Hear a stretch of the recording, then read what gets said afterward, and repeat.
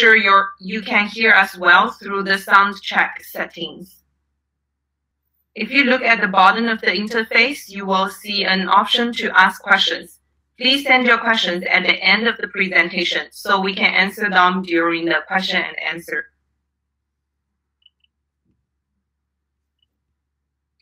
If you're using a phone or a tablet to join us, your layout will look a little bit different. You can use the Settings tab to make sure you can hear us properly, and the Question tab to ask us any questions at the end of the presentation. Today's webinar is hosted by Dr. Josephine Nalabandugla, the Dean of Graduate and Postdoctoral Studies. She will be going over the Mcgill experience, resources for your success at Mcgill, some funding topics, and also Mcgill's plans for fall 2020. As mentioned, at the end of the presentation, we will have a small Q&A. If we don't get to your question during the webinar, please don't worry. Our contact information can be found at the end of this presentation, and we will be more than happy to answer your questions via email. Now I would like to invite Chloe to run a quick poll about your level of study. Chloe, please take it away. Thank you. So I will be your moderator today. We're going to get started with a poll regarding your level of study. You will see a poll appear on the screen. The side is blue and allows you to indicate your level of study at Mcgill. I will give you a few moments to complete the poll.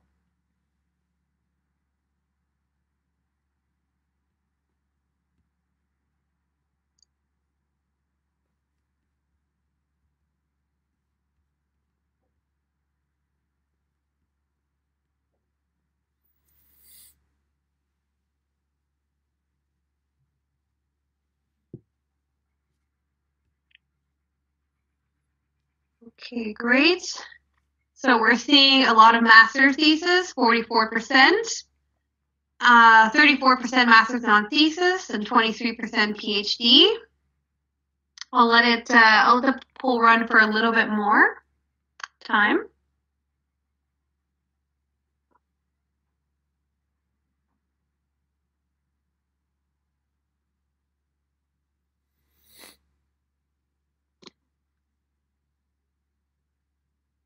Okay, so yeah, we have around 20% of PhD students, with 40% being master's with thesis and 37% master's non-thesis. We are now going to move on to the presentation by Dr. Josephine Nalabandugla. I will come back at the end to moderate the Q&A period. Over to you, Josephine. Thank you, Chloe. Good evening, everyone. It's evening in Montreal, and I think most of you might be in the same time zone, maybe. Some of you might be from far away. Wherever you are, welcome. Thank you for joining us. I'm going to start with the land acknowledgement. This gives you a historical context of Mcgill. We acknowledge that Mcgill University is located on land which has long served as a site of meeting and exchange amongst Indigenous peoples. These include the Haudenosaunee and the Anishinaabe nations. Mcgill honors, recognizes, and respects these nations as the traditional stewards of the lands and waters on which we meet. So I'll begin my presentation. First of all, congratulations, because if you're here, you were invited because you have received an offer of admission to Mcgill. You might have confirmed your admission, or you're still trying to decide whether you will be coming to Mcgill or not in the fall. So I'm just going to give you a little bit of a background of what a Mcgill degree means and what is Mcgill in terms of its community, its reputation, and where we are in the city. So Mcgill is known around the world for its 200-year history of excellence, its forward-thinking culture, and its accomplished alumni. We are in Canada the #1 medical doctoral university, according to the Maclean's University Rankings of 2020. What's more remarkable is that we have occupied that position for 15 years in a row. So that's really a testament to our excellence, and our excellence really comes from the students who recruit and who do the work and who take whatever they've learned at McGill to the rest of the world. In the world, we're the number 35 university, according to QS World University Rankings 2020. We've always been around in the mid-30s. Sometimes we've gone up to mid-20s. And what McGill represents and the experience that you get here, it's not just the courses, it's not just the academics. I'm going to talk a little bit about the overall McGill experience and the professional development opportunities that you get. So all this put together means that employers in Canada and around the world recognize and trust a McGill degree. It's really a very valued degree. Just to give you a little bit of background on what is made up, what McGill is made up of in terms of its small communities and bigger communities. It's, as I said, we're 200 years old. We're celebrating our bicentennial next year. McGill was founded by James McGill in 1821. We have two campuses, one downtown, one which is the heart of downtown at the foot of Mount Royal, and the other one is 25 kilometers away at McDonald College, which is the home for our Faculty of Agriculture and Environmental Sciences. At the graduate level, we offer over 400 programs of study, from all kinds of master's programs to PhD programs, graduate certificates, and diplomas. McGill in its entirety has about 50 research centers and institutes. We're very research intensive, and that's why we have these specialized research centers where academics from all different faculties congregate to work on big problems, problems that are really essential to the future of our society. In terms of student population, undergraduate and graduate together, there are 40,000 students on campus, and out of these, 10,000 are graduate students. We're very international, so out of the 40,000 students, of these, 30% are international students. And as I said, we're very research intensive, and the research really is represented by PhD students. We have the highest percentage of PhD students of any Canadian university. Last year, I think we had about 10.5% of all our students were enrolled in a PhD degree. We have a very international student body, but we also really encourage our Canadian students to form networks when they're at McGill and to do collaborative work elsewhere all over the world, which means that at this point, our alumni live and work in over 180 countries. So wherever you go, you will meet someone who's graduated from McGill. Our best asset is where we are, on the island of Montreal. Montreal in 2017 was ranked as the best student city by QS World Rankings. That's the year we beat Paris. And ever since then, and even before that, we've always been in the top 3 to 4 student cities in the world. And what Montreal is and why this is so is shown in the next slide. This is a landscape of Montreal. It's a photo early evening taken from Mount Royal itself. And you see downtown with the skyscrapers. And what you have at the bottom of the slide is the McGill campus itself. So we're really at the heart of downtown.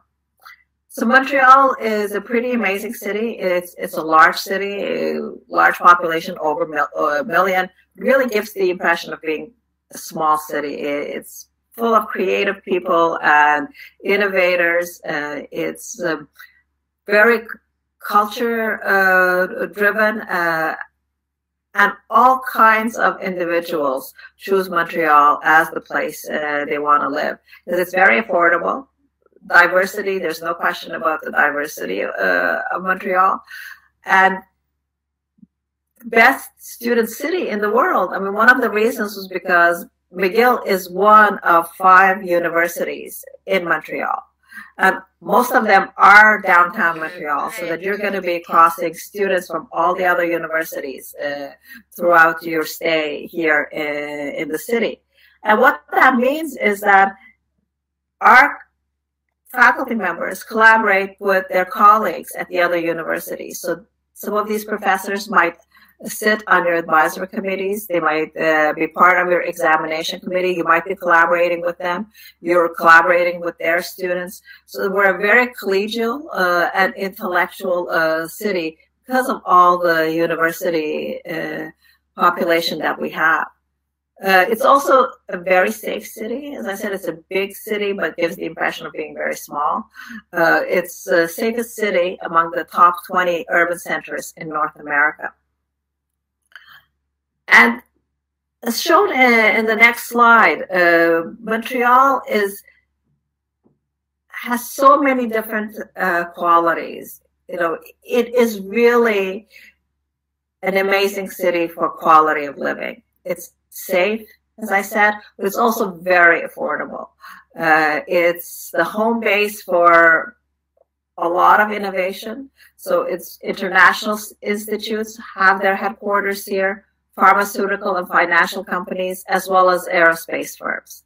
What this means, again, is that you have a group of people who are available to interact with McGill community members. So a lot of our professors, again, collaborate or serve as consultants for these institutions. And our students build their networks through meeting the people who work at these international institutions, which gives you plenty of employment opportunities, plenty of opportunities for internships and for exchange of ideas and help with your projects. Montreal, almost everyone will say it's really a combination of both North America and Europe. When you go through it in terms of its architecture, of its history, its streets, it really has a very big European flavor. We're also a very dynamic city with lots of festivals, music festivals, comedy festivals, any type of festival. This festival season, we have nothing now because of the COVID-19 pandemic, but the festival season usually runs from May all the way to October, and one of the most famous is our Jazz Fest.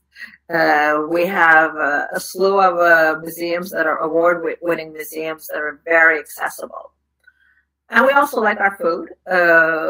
We have the highest number of restaurants per capita in North America, and you'll find the full gamut of nationalities and tastes represented in the food that's offered in Montreal from all kinds of different countries. So this is our city. It's a great city. So we're very fortunate to have McGill right in the middle of the city. And for your McGill experience, what happens is that we have a very green campus right downtown with a lot of old historical buildings. And this represents one of my favorite slides because this is convocation. Convocation happens, this year we're having a virtual convocation, but usually convocation, the spring convocation, which is usually at the end of May, beginning of June. There's a big white tent that's set up in the lower campus. And all graduating classes are walked in to the convocation tent by this gentleman, the Pied Piper, who's playing his pipes through the procession. And in this case, what you're seeing is the typical red and green robes of McGill graduates in the PhD program. So these are students who are earning their doctorate that same day. So we have master's programs, both thesis and non-thesis. The non-thesis ones are usually course-based, but you have the option of having a project and writing up a project. We have doctoral programs in all the faculties.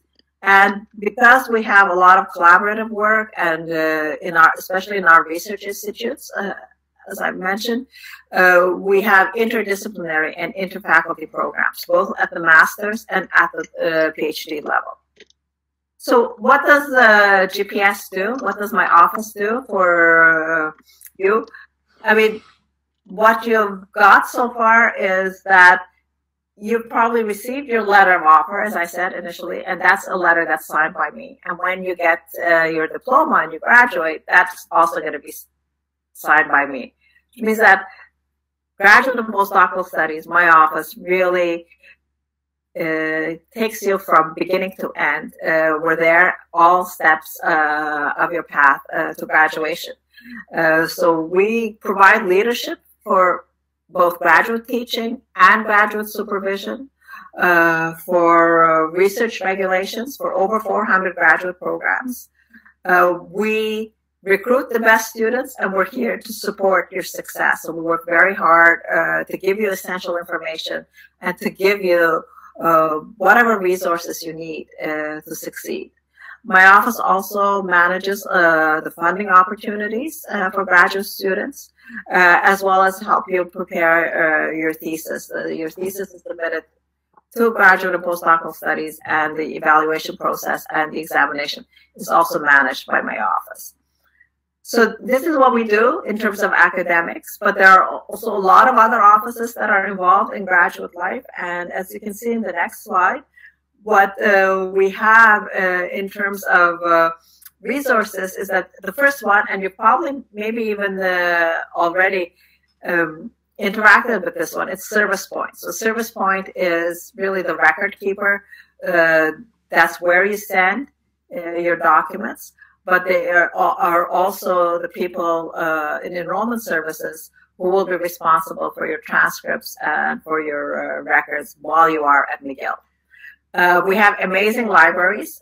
One of the reasons we're #1 in Canada in the medical research category is because of the libraries. Mcgill spends quite a bit of money on acquiring the most extensive journal collections and also collections of books and archives, so that all of our students have access to the best collection that's present.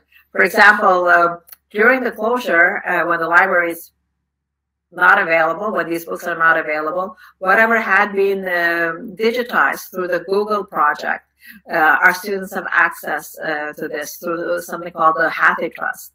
So over 2.7 million, I think, books are available in digital format, whether they're in copyright or not. So we have very rich libraries. We have a very good Mcgill Writing Center that helps students from beginning to end. It's the same thing, where they give a lot of courses on scientific writing, on creative writing, on presentation skills, workshops on writing grant proposals. They have now they have the Meet and Rise, or Rise and Meet, I don't know which one it is, for students who are writing their thesis. So every morning they meet together for a group collective writing exercise. They're very, very creative in catering to whatever the student need is. We are really focused on the entire student. So we have a very good office of students with disabilities. And if you do have a disability, I would really encourage you to register with them. It's confidential. You register confidentially, but they will be there and they will be your advocate, and they will put through the accommodations that you require for your success at Mcgill. There's also the Office of the Ombudsman. It's an arm's length person who again advocates for students.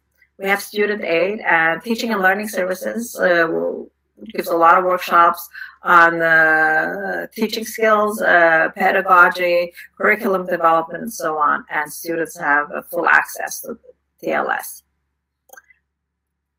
So this is still a little bit on the academic side, but we have put a lot of emphasis and a lot of resources towards your career and professional development.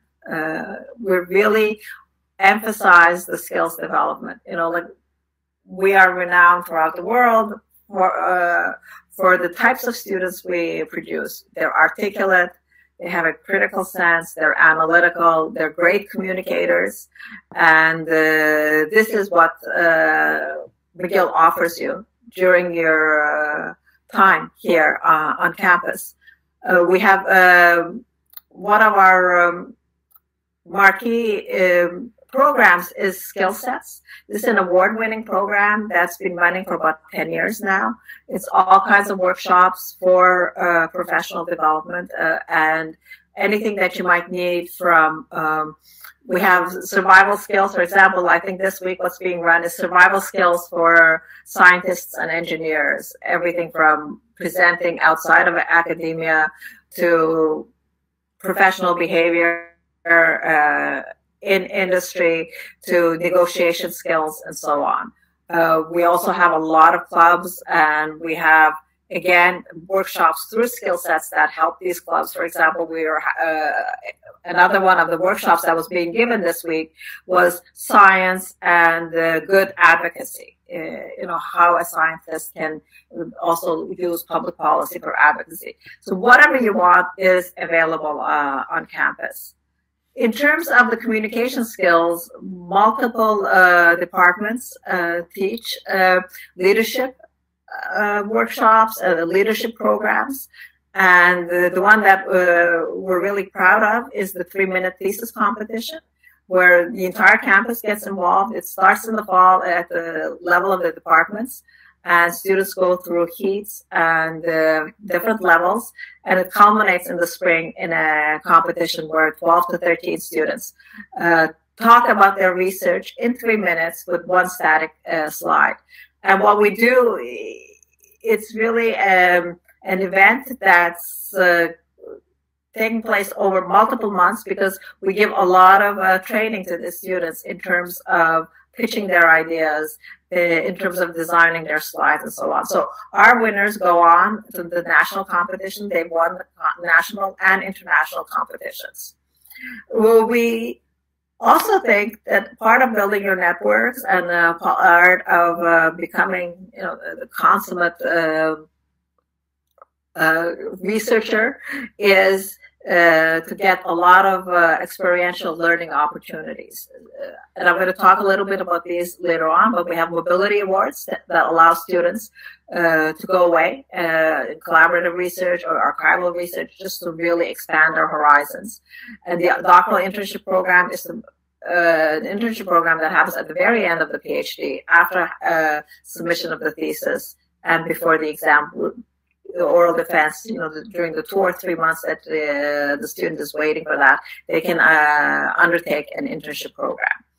We have programming around individual development plans so that you can set goals and be effective at achieving those goals, whether these are academic, professional, or personal goals, and a really good career planning service. We also have fun, so we think about your well-being and the rest of the student life. So there are lots of resources to support you throughout the year. One of them is the Postgraduate Student Society. They have lots of events and lots of clubs. It's a great support place where students from all faculties get together, so you can mingle with all your other colleagues. Athletics and recreation, we have award-winning sports teams. Campus life and engagement helps you with any events or outreach that you want to do. We also have a student wellness hub. So this is something new that we've developed about a year and a half ago. So this is our health program and our counseling program. But what we're really emphasizing is more prevention, so that you get a lot of tips and skills in recognizing stressful periods and pressure points and learning how to cope with it. And this is done through counselors that are embedded in each faculty, the local wellness advisors. So each faculty has its own local wellness advisor. Graduate students have their own. Also, there's one person who's dedicated to graduate students. And international students also have a separate local wellness advisor. And of course, the international student services. So when you come to McGill, one of the big aspects, an important aspect is your funding. And as shown in the next slide, McGill students in all faculties and departments benefit from funding packages. And last year, the total of these funding packages was about $128 million. So these cover your tuition fees, they cover ancillary fees, and living expenses. So the funding, this is what we call the funding envelope. So the total is $128 million, but it's made up of lots of little funds. As it can be external funds or internal funds. And I'll talk to you a little bit about external funds because there are lots of opportunities to apply for external funding. Several agencies, Canadian agencies, run annual competitions for graduate scholarships at the federal level, at the provincial level, and also at the foundations. Our students really do very, very well. The competition results from last fall are coming in, and again, we've done extremely well. We do well because we recruit top students, but we also support them in their applications. Because in collaboration with the McGill Writing Center, GPS hosts several webinars, writing workshops. This usually happens during orientation week, but to get you ready to craft the best proposal possible and to fill out those application forms in the best way possible. Most of our workshops are run by past awardees, so it's other students who are holding these scholarships. And a lot of the peer review that happens is between students who are attending the workshop. So this is really giving you tremendous skills for your future writing of grants, whether it's in a private life or in an academic life. There are multiple opportunities that also exist for international students. Federal awards there are elite awards for international students, where international students are eligible, and we always do well in these. These are awards such as the Vaniers. Provincial awards. For the past 3 years, international students are eligible to apply at the provincial level to the same competitions as the Quebec students at the master's and PhD level. And we also spend a lot of effort in getting agreements signed with foreign governments and organizations so that our students can be sponsored and can receive awards from their home countries. There's also internal funding, and the next slide is showing you that what happens in terms of internal funding is what we consider McGill funding, anything that's provided by the university. So this is usually distributed at the time of admission through your program. So look at your offer of admission, and if you don't have a funding letter, you can go back to the program and ask if they're considering funding you. The academic considers all the students, the academic unit, and the funding is really awarded competitively in the form of a package. And this can be made up of McGill graduate fellowships or departmental and faculty awards. This is donor given awards, stipends from research supervisors through their research grants or research contracts. There are also teaching assistantship. You always will have an opportunity to teach. McGill spends over $10 million every year on teaching assistantships. And there's also possibility of working as a research assistant, which means that you're working on faculty members' research grants. It's not something that's on your project, but that you're working as an assistant helping someone else to perform their research. International students, I know that tuition fees are always a concern, and McGill has one of the highest proportions of international students. For PhDs, what we put in place is that over 90% of registered full-time international students get full coverage of their international fees. And this can happen through differential fee waivers, direct payment through the graduate allocation that's given to your department, or through the government agreements.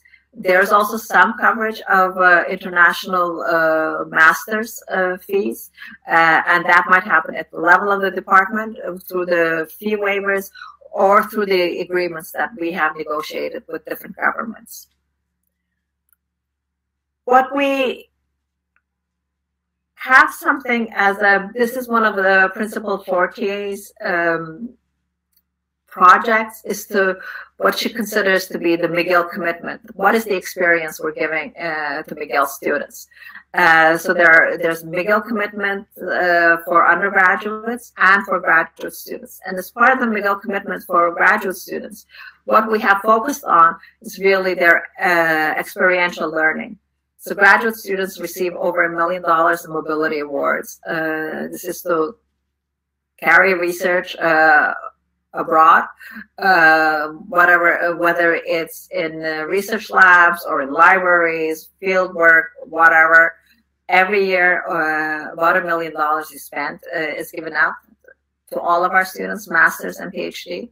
And as I mentioned before, the DARPA internship program at the end of the PhD really helps students transition from university to other careers. And these careers are the gamut of everything, academic or non-academic. Some students spend time designing curricula for their future teaching. Other people go in work with industry or non-governmental organizations. So this is really for students to realize what kind of skills they have acquired at Mcgill and how to best express their background and their knowledge to people who are not at the university. So the big question is, looking forward to fall 2020, what's it going to be? We've had a COVID-19 related campus closure since March 13th. That's when the province closed universities. And this has affected universities not just here, but across the world. So in my office, we have been supporting graduate students to transition to the virtual learning space at Mcgill. So there's been a lot of work and a lot of planning. It's daily work and daily planning on how to finish the winter term. And the winter term is now finished. I think the last exams have been written. The last assessments have been done. And we've prepared for the summer 2020 semester. That is going to be completely remote instruction. But anything that we've done, what we've taken into consideration to make the decisions we've made, it's all on our website. We have a COVID-19 page that really gives you the whole decision process from beginning to end, to up to today, starting from mid-March, so on. So check that page because we keep updating it. What are we planning for fall? I mean, the one thing that we know is that fall is scheduled to start on time. That's guaranteed. Everyone's working very hard in the background to prepare for all contingencies. Our foremost priority is the health and safety of our staff and our students, and we obey the public health directives. We're not going to do anything that the public to go counter to what our public health agency is saying. So our goal is really to resume on-campus activities. The province allowed research institutes, research universities, or the research part of the universities to open a couple of weeks ago. So this is what we're planning now. It's our ramp up of the research. Some of the buildings are going to be opening in May 11.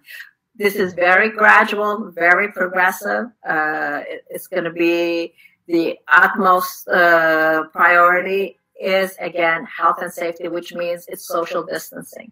So social distancing is going to persist throughout summer. That's why summer term is all remote instruction. And when September starts, I don't know how the program is going to be done, but we are starting on schedule, and we will be delivering really good academic programming. Whether it's remote, whether it's in person or a blend, we don't know yet, but we will be open for the beginning of fall, at the very beginning of September. So what you should do is you should accept your offer of admission for those of you who haven't, and you apply. The ones who are in thesis programs and doing research, connect with your supervisor to plan ahead. Follow all our updates regarding COVID-19 measures. I mean, there are updates every couple of days because, I don't know, there are probably dozens and dozens of committees that are working in the background to get everything in place. Registration for fall starts July 7th and ends August 14th. And you should attend the orientation week. It's usually at the end of August. This year it will be 2 weeks and it will be done virtually.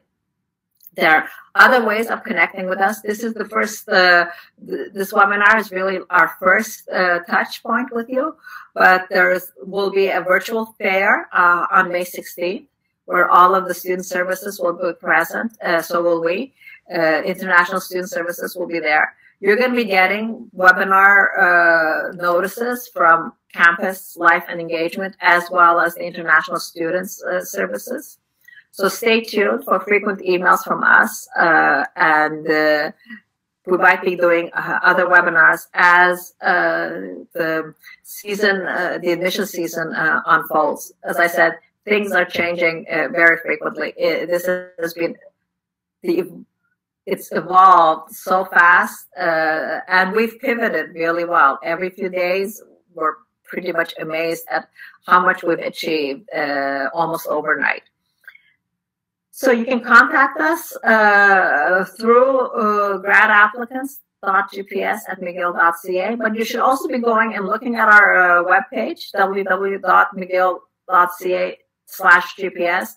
Well, you'll get a flavor of the student life at McGill because we really celebrate the accomplishments of our students. We have lots of funding information. We have information about thesis, new programs, and so on. So keep in touch. Thank you very much. Thank you for that presentation, Joe. It was lovely. We are now going to move to the Q&A period. We invite you all to write your questions in that section of the webinar. We're going to try to address as many of these as possible, but if we run out of time and are not able to answer your question, don't worry. We are going to get back to you within the next week or so with a reply. So let's begin with this important one. You mentioned that people should be accepting offers. When is the deadline to accept these offers of admission? So that's a good question because a lot of programs have different deadlines. So some deadlines might already be passed depending on what the program was. Some had like March 15th deadlines, April 1st, April 30th, May 1st, and so on. But we know that these are exceptional circumstances, right? I mean, and we don't really want to pigeonhole you into making a decision when you don't think that you have all the data and all everything that you need at hand to be able to make that decision. So even if the deadline has passed, you can always go back. You know, if you have something that says offer expired, you can always go back to your program and they will allow you extra time to make up your mind. So there are deadlines, but deadlines are not steadfast deadlines. You can always negotiate it. And in these days of COVID-19, we're very, very flexible. Great, good to know. And communication is important. So speaking of thinking about admission, some graduate students are wondering whether they should be deferring admission to the winter or next fall. What can you tell us about deferrals? That's right. I mean, you know, a student who's confirmed an admission can always defer, but that's your option. I would say that And uncertainty is really crippling, but I feel we're moving towards a position of certainty about what's going to happen in the fall. We as a university have been working very, very hard, and we will be announcing it sooner rather than later. You know, like I read some places that some American universities are waiting till the end of July to announce what they're going to be doing for fall. That's not going to be us. We think that at the very latest, it's going to be end of May. So if you're not sure of what it's going to be and you don't know what kind of situation you're getting yourself into, I would just ask that you wait till the end of May before making that decision of whether you want to defer or not, because you'll have much more information, and it'll be you will do it with good knowledge as opposed to guessing what might happen in the fall.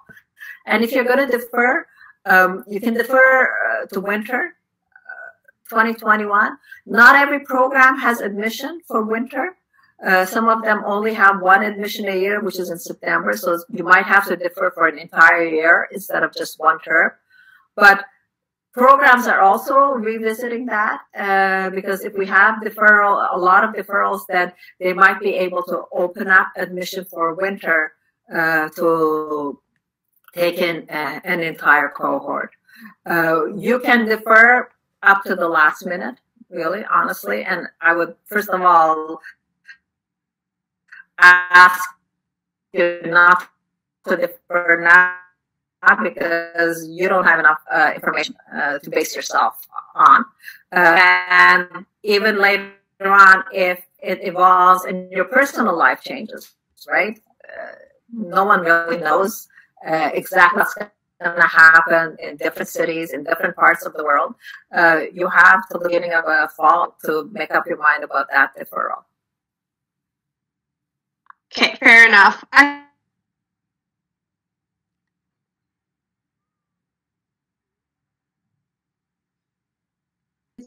A deadline being made? Can they still come to campus?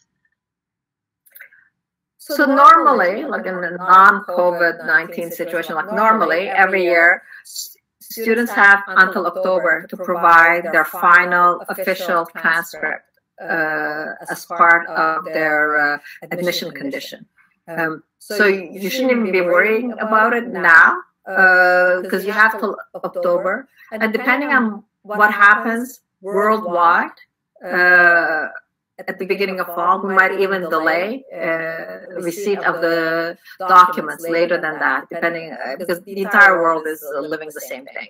So if we know that these documents just are not accessible, we're not going to hold you to that at that moment. We'll have to submit them at some point, but we will be flexible about the October deadline.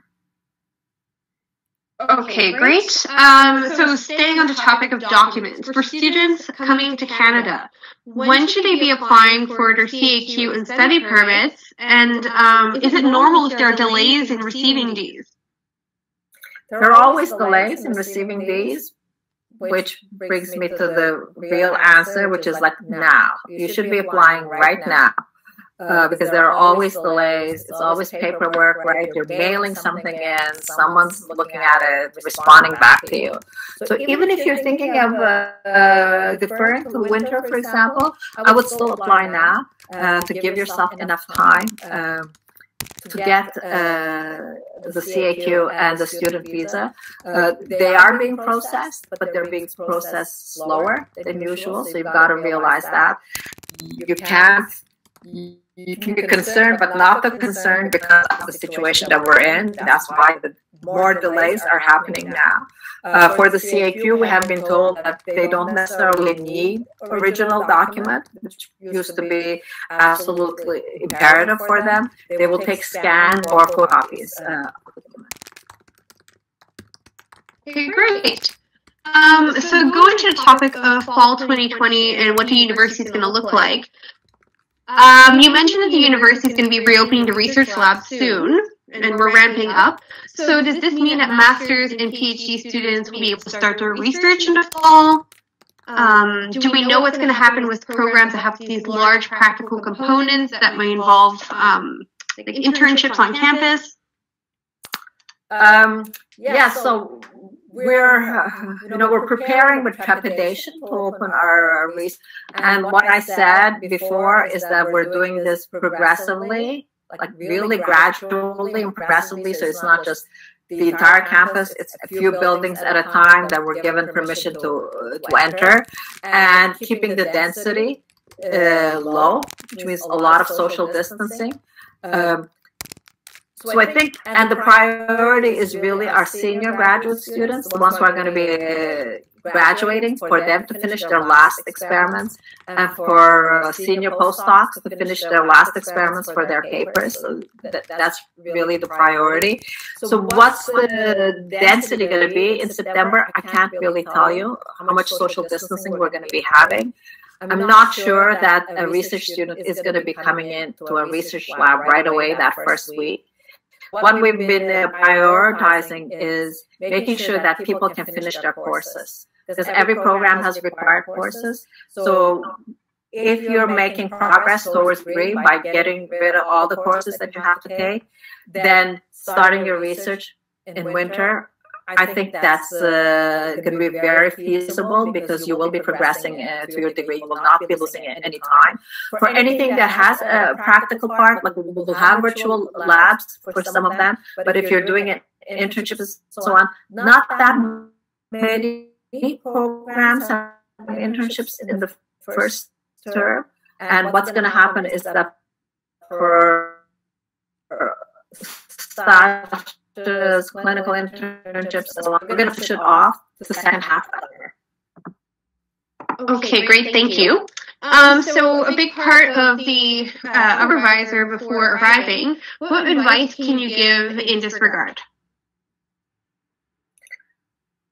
Yeah, because it's uncertain, right? This is someone that maybe you only interviewed with on Skype, or through Zoom or something else. You haven't had that personal connection yet. And they might be very busy because they've had to pivot. They've had to put all their courses on remote, online. They're working from home, maybe with small children and so on. So everyone has very hectic lives, but I would really advise you to keep emailing them. And I think one good way of breaking the ice is to start talking about your research project. That's something that you're interested in, like you're excited about that, and so is the supervisor, right? So you can start exchanging emails on that. And that's really a good beginning to establishing expectations. So you'll get a feeling for what the supervisor expects from you, and you can express what your wishes are. So this is something that we've been doing for the past year. We've mandated this for all doctoral students, but a lot of departments also do it for master's students. It's a letter of understanding. So it's a discussion on clarifying expectations between the student and the supervisor in terms of hours worked in the lab.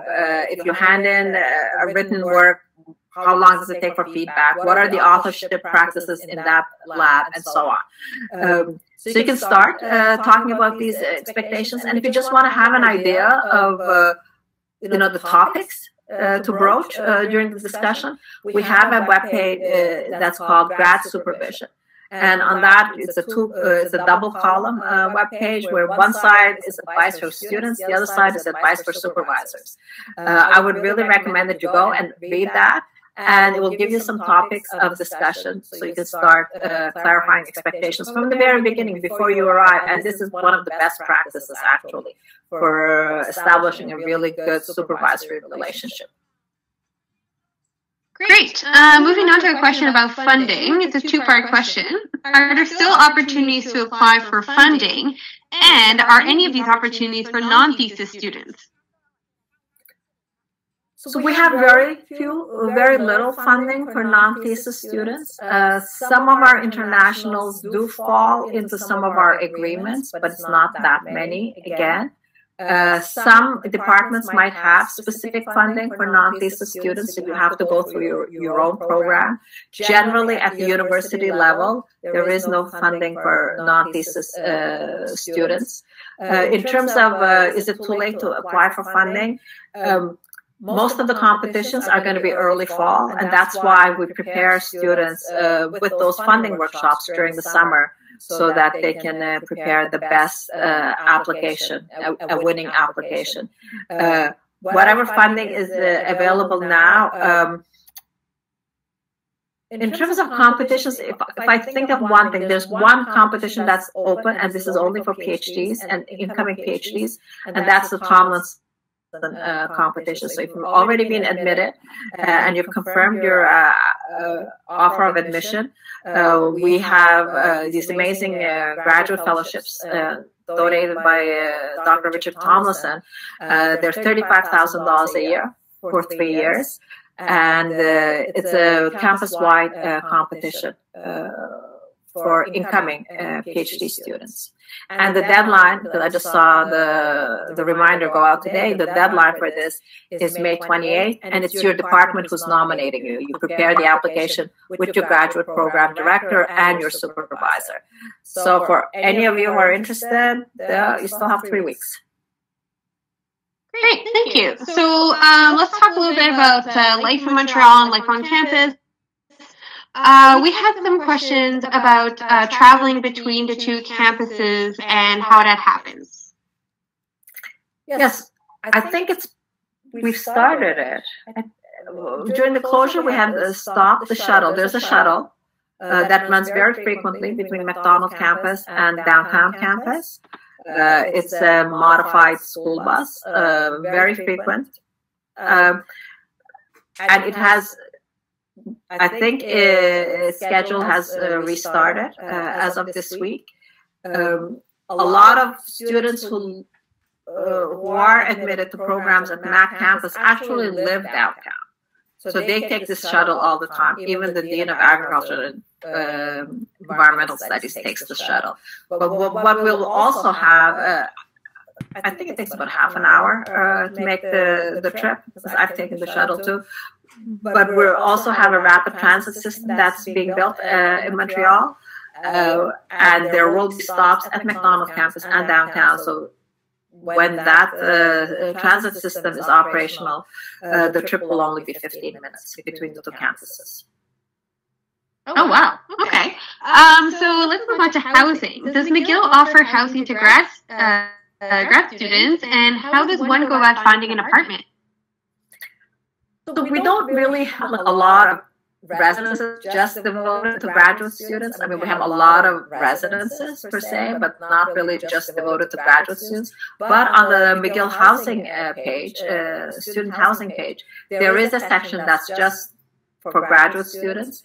And we might be actually buying a couple of our residences are downtown hotels that Mcgill bought, and we might be buying another hotel this summer for graduate students, so they would have individual rooms and individual bathrooms. But all along, there hasn't been that much of a need to supply residences because housing is really cheap in Montreal. There's plenty of rental places around campus. The Mcgill Housing Office also gives lists of community rentals so that you can just go there as a first stop to understand what the rental is. And even if you don't live near Mcgill, we have great public transport. So it's very easy to commute. And rent is very, very cheap in Montreal, especially if you compare it to San Francisco or New York or Boston.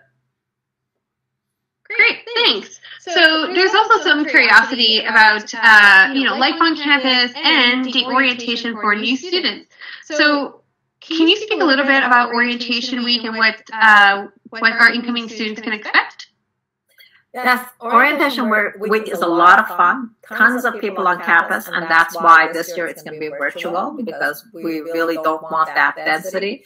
So graduate orientation is week long, the last week of August. Lots of workshops, events, everything to introduce you to Mcgill, to Montreal, and everything for your academic success. So the workshops are on these funding workshops, on good supervision, what it means to be a graduate student, and so on. And it really culminates with a very big event that's called Discover McGill, where all the student services are present. So you can go and talk to people, get to see faces, all the people you emailed, you can now see their faces and make connections. And then that ends with everybody walking up the hill to Thompson House, which is the home of the Postgraduate Student Society. And McGill is the only university that has a house devoted to graduate students. And at that, after the trek up the hill, it's a big barbecue event organized by PGSS. So that's in-person orientation, which you will not be getting this year. It will be virtual, but we're going to try to make it as interactive as possible. And we're probably also going to be connecting you with alumni who live in the cities where you are, so that you just get a little bit of a flavor of McGill, even though you're not personally on campus. Okay, great. So I guess we could close up with a final question. We know that Montreal is a vibrant multicultural city where people speak both English and French. What opportunities does McGill offer to learn and practice French? So there are lots of opportunities. I mean, the first thing to say is that you don't need to know French to thrive at McGill and in Montreal. It's a bilingual city. People will speak English to you and you'll be fine. But this is a great opportunity to really immerse yourself in the French. Because even on campus, about 30% of our students are French-speaking. They're from Quebec or France. So you'll be hearing French all around you. You can take classes, French classes, through the School of Continuing Studies. Therefore, you can practice with your classmates who are French-speaking, or when you're shopping in Montreal. So it's a really great opportunity to acquire French, because everything is set for your success, because you will be able to practice the language. Yeah, that's an exciting part about living in Montreal. So that said, we're going to end the webinar. So thank you all for attending. We hope it was helpful to you. If you still have questions, we invite you to contact us by email by writing to gradapplicants.gps@mcgill.ca. And if you sent us questions that we didn't have a chance to answer, we are going to be contacting you soon. We look forward to welcoming you on campus, and thank you. Have a great rest of the day or evening. Thank you for coming, and hope to see you on campus.